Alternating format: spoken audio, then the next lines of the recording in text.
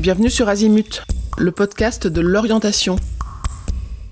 Demain, c'est le début du bac pour les terminales de l'année 2022. Alors le podcast Azimut voulait leur signaler qu'on pensait bien à eux. On espère qu'ils se sont bien préparés et qu'ils vont sereinement passer leurs épreuves.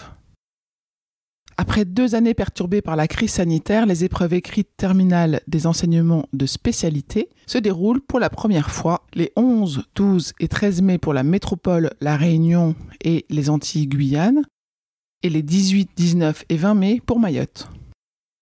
Selon les spécialités, ces épreuves sont complétées par des épreuves orales ou d'évaluation des compétences expérimentales. Les candidats du réseau de l'enseignement français à l'étranger composeront sur ces mêmes dates pour cette session. Combien y a-t-il de bacheliers cette année ? Il y a exactement 523 199 candidats qui présenteront les épreuves des enseignements de spécialité en France, qui sont répartis sur 2 voies, la voie générale avec plus de 381 000 candidats et la voie technologique avec presque 142 000 candidats. Chaque candidat est convoqué sur 2 journées, 1 jour par épreuve, aux 2 épreuves correspondantes, chacune à une spécialité de sa formation. Les sujets sont conformes au programme limitatif de chaque discipline et aux attendus de la classe de terminale. Au regard du contexte, de nouveau perturbé cette année par la situation sanitaire, les sujets de spécialité de cette session sont aménagés afin que les candidats puissent disposer d'un choix de questions ou d'exercices. Tous les candidats et les correcteurs ont été convoqués à la mi-avril par les services académiques de rattachement. Il est recommandé et mentionné d'ailleurs sur les convocations des candidats de se présenter dans le centre d'épreuve 30 minutes avant le début de l'épreuve.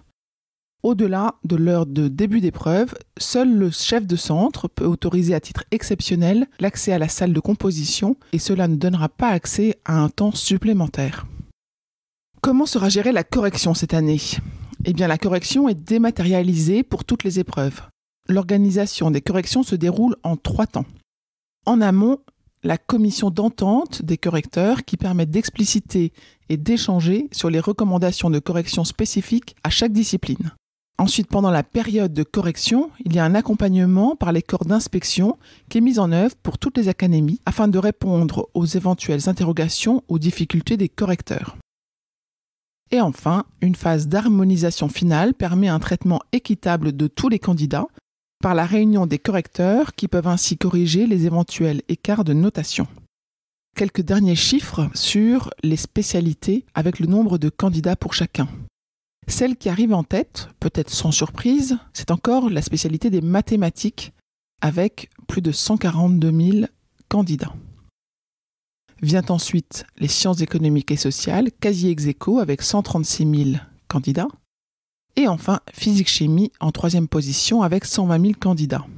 Nous avons également une pensée toute particulière pour les candidats qui ne seront pas nombreux dans leur salle de composition.